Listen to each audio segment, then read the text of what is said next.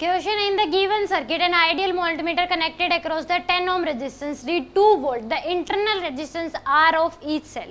तो यहाँ पे मान लो बैटरी में से करंट निकला I का, तो यहाँ पे कितना होगा I, तो इसमें जाएगा I1 और इसमें क्या जाएगा I2। तो इसके अक्रॉस एक वोल्टमीटर जोड़ दिया जो कि क्या दे रहा है, रीडिंग दे रहा है। आइडियल वोल्टमीटर है 2 वोल्ट, तो इसके अक्रॉस भी कितना होगा 2 वोल्ट, और इसके अक्रॉस भी कितना हो जाएगा 2 वोल्ट, क्योंकि दोनों किसमें है पैरेलल में।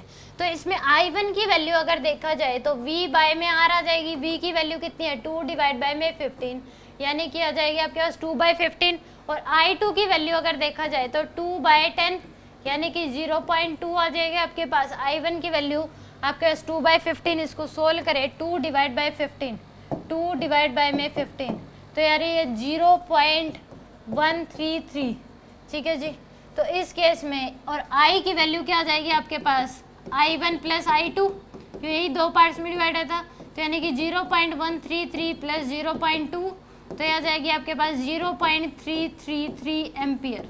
ये हमारे पास क्या आ गई I की वैल्यू आ गई, तो इसमें तो I ही जाएगा।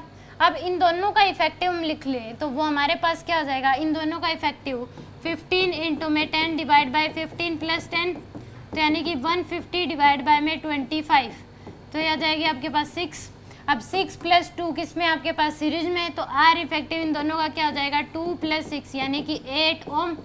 तो यहाँ से I की वैल्यू अगर देखें तो वो क्या होगा E नेट डिवाइड बाय में R इफेक्टिव, तो E की वैल्यू क्या आ जाएगी 1.5 प्लस 1.5 3 डिवाइड बाय में R इफेक्टिव आ जाएगा आपके पास 8 प्लस में 2 इंटू में स्मॉल r। और I की वैल्यू हमें पता है कितनी है 0.33, कितनी है आपके पास 0.334 ले लेते हैं, ये 3 डिवाइड बाय में 8.2 r के बराबर। तो यहाँ से क्रॉस मल्टीप्लाई कर दें तो यह आ जाएगा, क्रॉस मल्टीप्लाई करें अगर हम, यानी कि इस केस में 0.334 इंटू में 8, तो यह आ जाएगा आपके पास 2.672 प्लस में इसको अगर करें 0.334 इंटू में 2, तो यह आ जाएगा आपके पास 0.668 इंटू आर इक्वल टू क्या आ जाएगा 3।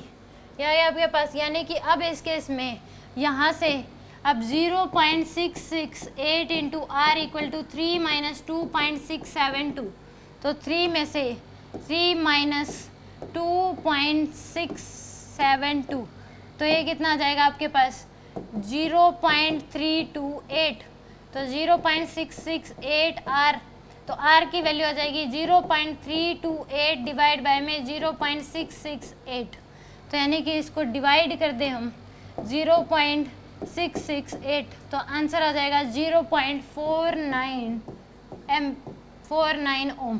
तो ये क्या होगा, इंटरनल रेजिस्टेंस होगा आपके पास 0.49, यानी कि अप्रोक्सीमेट 0.5 ओम। ए ऑप्शन क्या होगा इस केस में करेक्ट होगा।